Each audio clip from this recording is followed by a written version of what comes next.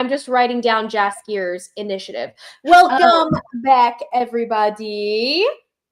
We are back in this for Reading the Rot session Trigg, where last time in Echoes of the Mizana, Arc 2, Reading the Rot, we had a bit of a tiff where Konari was accosted by some of her own people, the Kalashtar. Now, the Kalashtar found it reasonable, or at least necessary, to entrap Konari within a magical circle of unknown means, being that when Nemazine, during their battle as it ensued, when Nemazine reached out to try to unravel the magic that was causing the barrier that was keeping Konari within, when he tried to unwrap it, he was not successful, even though he knew he should have been. He unraveled all but one thread that seemed to be holding everything together, to which Mnemo knows he needs to examine that closer if he has any dream of breaking that barrier that Konari cannot pass through, and only Konari cannot pass through. Konari also stole the pendant that was hanging from Amenhotep's hand and tried to cross the barrier, but no dice. She is currently holding such a pendant and has been, throughout this whole battle, as Kalashtar are attacking her from all sides, mental attacks, physical attacks, she is there like classic monk style, just like wah, wah, wah, wah, catching everything that comes at her, and has barely taken damage, as well as fighting off any mental attacks that seemed to try to claw at her mind, to gain purchase, to control her. None have worked, but they have worked on her friend Mnemo, who is currently within the tent with her, but has been mostly dominated throughout the entire battle thus far. However, Mnemo, correct me if I'm wrong, you are now not controlled anymore. You were able to shake it, correct? Yes. It, but I was kind of like half re-listening, half doing prep and everything. So forgive me if I make mistakes as we go on the current status of everybody. However, I believe Mnemo did shake it within this last turn. And as a note for an alteration to what I'm doing for the sake of brevity in our battle here, I did want to note that instead of having you guys roll 1,000 times for all of the Kalashtar's wisdom saving throws, their mental control, their mental barrage upon all of you, instead, for as many Kalashtar that are nearby you, the AC will rise, and you'll have one roll instead of 1,000 rolls. That way, which I think makes more sense in a story setting for the narrative at large, because it makes more sense that the louder the buzzing in the telepathic channels it is, the louder it is with the more voices that are nearby and causing this these whispers that are harboring your inner thoughts and everything. The more people there are, the louder it would be, and therefore the more difficult it would be to shake off. So I do think it's a good change, and it'll allow for just one singular roll rather than 1,000. But let's see. Okay, so who is this? Ew. How do we delete comments, Nathan? Look at the public comments. Anyway, continuing though, Karhalle, what was the roll that Jaskier made as he stumbles over drunkenly alongside Zimmit, who also stumbles in the direction that Karhalle tears through the grass and the gardens as she's racing around the Raiden's estate to get to where the battle is going on. And Konari had hailed everybody else for help, calling to her side Jen Yen, who has arrived, Shai, who has arrived a little bit behind Jen Yen after Shai was able to kind of call upon the birds to his aid and kind of direction. But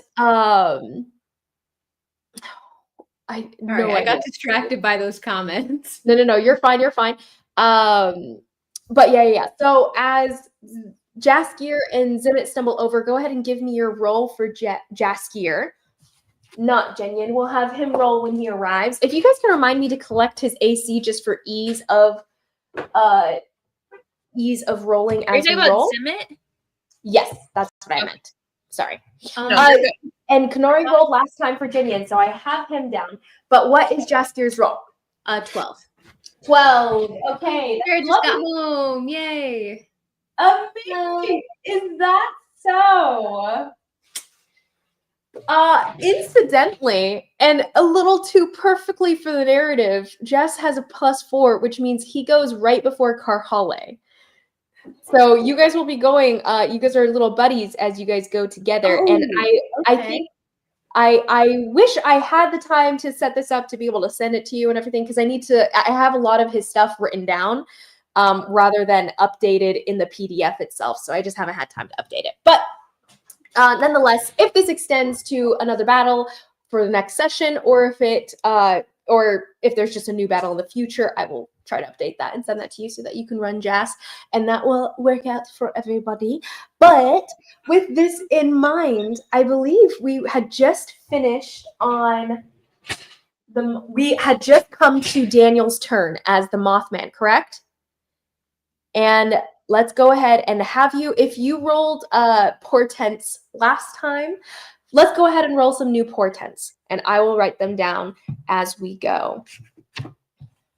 So, Mr. Mothman, as your tent had been set up for the evening and you were intending to run a beautiful night of disturbing and painful foretellings for the people that come to your tent, you were instead suggested into allowing these individuals, these mysterious individuals, to have the run of your tent and to set down runes along the floors, to invade your space in this way that you didn't understand but were charmed into agreeing to at the time.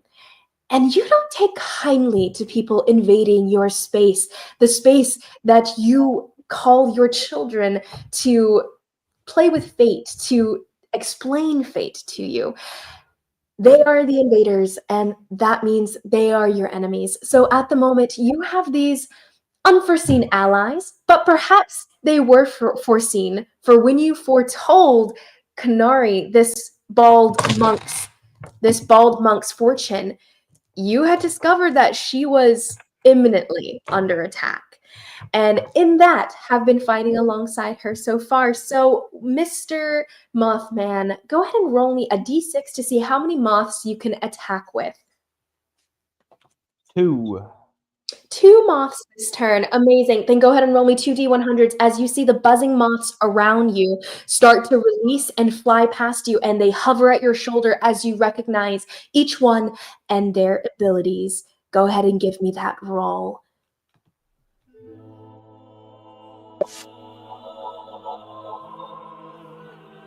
Okay, when I get the zeros, that means it's like 7, right? A 7? Yes, sir. The zeros, it'll mean it's a 7, but if it's a 1, like a 10 on the other dice, it will make it 100. Oh, okay. It's a little funky with the percentile dice. But you said this was a number 7?